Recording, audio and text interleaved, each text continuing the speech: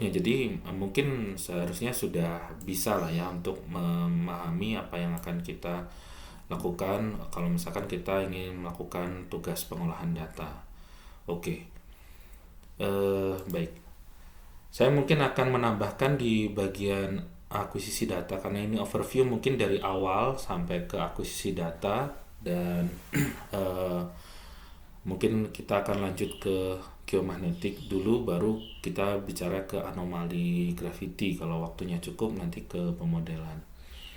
Oke, jadi ini untuk overview-nya secara teoritis Anda sudah pelajari juga mungkin sejak mata kuliah teori potensial itu ada hukum Newton Anda pelajari terus kemudian Anda menggunakan konsep gravitasi ya kan. Nah, kita juga mengetahui pada sistem internasional SI kita gunakan satuannya meter per sekon kuadrat. Nah, kalau di geofisika kita banyak bekerja dengan satuan miligal, di mana gal sendiri itu merupakan 1 cm per sekon kuadrat. Jadi variasi pada bidang geofisika itu cukup kecil. Kalau misalkan satu gal itu 1 cm per sekon kuadrat, biasanya kita bekerja di miligal atau mikrogal. Jadi kalau Anda bicara atau membaca literatur geofisika, itu umumnya percepatan gravitasi dinyatakan sebagai miligal, kadang-kadang juga sampai mikrogal begitu ya. Kegiatan kuliah lapangan kita akan menggunakan alatnya itu menggunakan sensor dengan prinsip pegas begitu ya. Jadi sensornya itu kita akan menghitung dengan alat gravimeter relatif atau ya alat gravimeter yang lebih portable ya.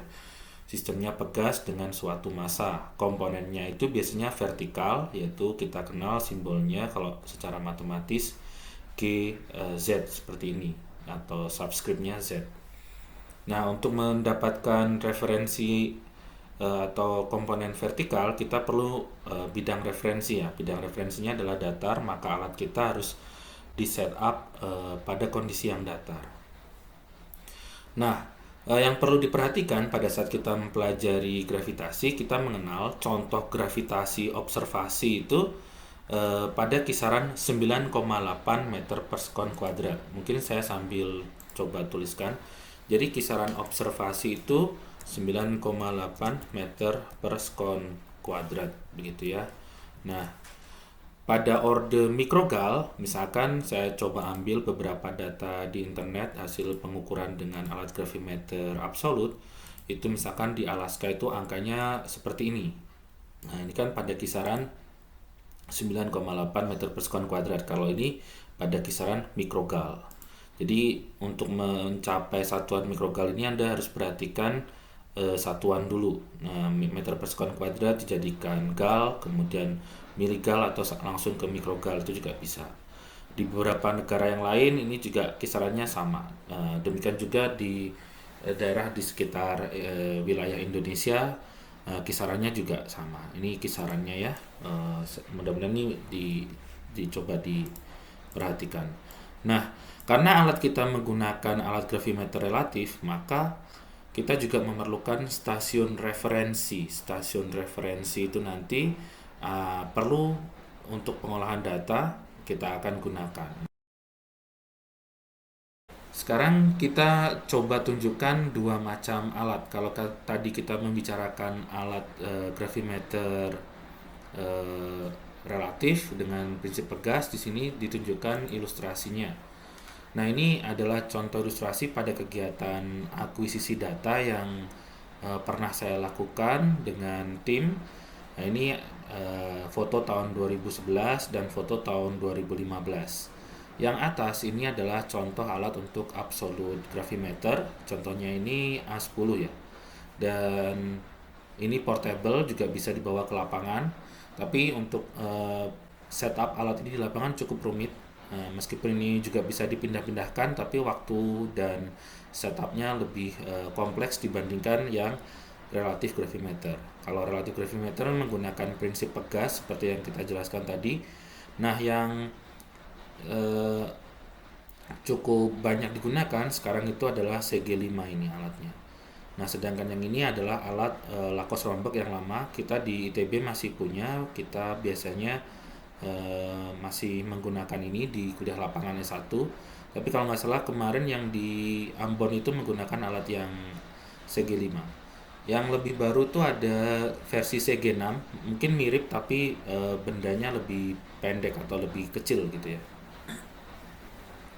Nah, ketika kita menggunakan alat absolute gravimeter, nanti bacaannya pada kisaran ini tadi yang saya sebutkan, pada kisaran 9,8 eh, meter per sekon kuadrat. Nah, ini perbedaannya antara dua alat ini harus dipahami dulu. Nah, kemudian kalau kita bicara G relatif, nanti kita biasanya berhubungan dengan skala alat yang kemudian dikonversi ke skala miligal.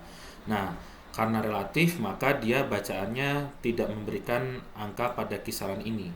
Tetapi dengan pengolahan data, nanti kita akan mendapatkan eh, pengikatan untuk masing-masing stasiunnya pada kisaran ini, 9,8 meter per sekon kuadrat. Nah, mudah-mudahan anda juga masih ingat dan nanti bisa dibuktikan dengan beberapa tugas nanti bisa Anda kerjakan untuk meyakinkan bahwa eh, Anda bisa mengerjakan dan siap untuk kuliah lapangan. Oke, ini secara dimensi mudah-mudahan bisa diamati, ini cukup tinggi, yang ini relatif kecil beratnya, kalau yang ini kurang lebih sekitar 4 kilo gitu ya. Nah, biasanya ini harus hati-hati karena sistemnya pegas, jadi pada saat meletakkan dan membawa ini harus pada kondisi yang aman dan tidak boleh terjatuh atau terbentur. Nah, itu supaya di lapangannya kita bisa melakukan pengamatan pada banyak lokasi begitu ya. Nah, jadi harus diperhatikan pada saat membawa alat gravimeter yang ini. Nah, kita biasanya perlu beberapa alat tambahan, yaitu ada GPS handheld untuk navigasi, kemudian ada altimeter untuk membantu mendapatkan data ketinggian secara relatif cepat meskipun akurasinya masih belum baik. Tapi untuk praktikum biasanya cukup begitu ya, dan cukup ringkas untuk kegiatan kuliah lapangan. Kemudian kalau di gravimeter Lakos Rombak kita butuh penyangga untuk membantu proses leveling dan alat Lakos Rombaknya.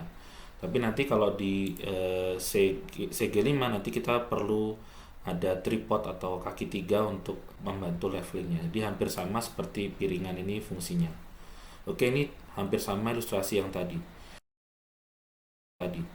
Nah, ketika kita membicarakan kegiatan praktikum, biasanya kita mempelajari skema akuisisi data itu dengan skema loop tertutup. Jadi, pada saat melakukan pengukuran akuisisi itu dimulai pada stasiun pertama, kemudian kita bergerak ke stasiun berikutnya, dan kemudian ketika sudah selesai, biasanya kita kembali ke stasiun pertama.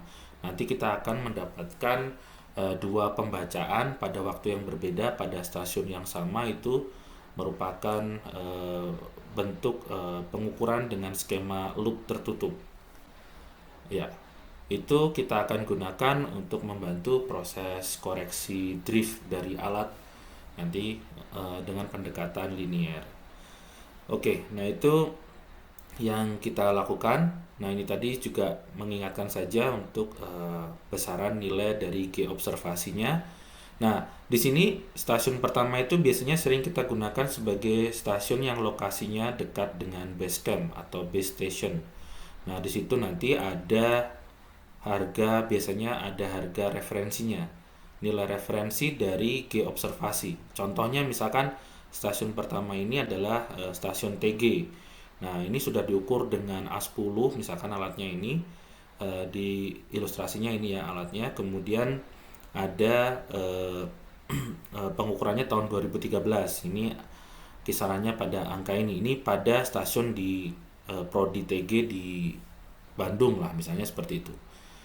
Nah, ini miligal. Kalau dijadikan mikrogal ya berarti dikali 1000 lagi gitu. Oke, nah angka ini akan kita gunakan sebagai pengikatan dari hasil pengukuran gravimeter relatif di stasiun 2, stasiun 3, stasiun 4, stasiun 5, dan seterusnya.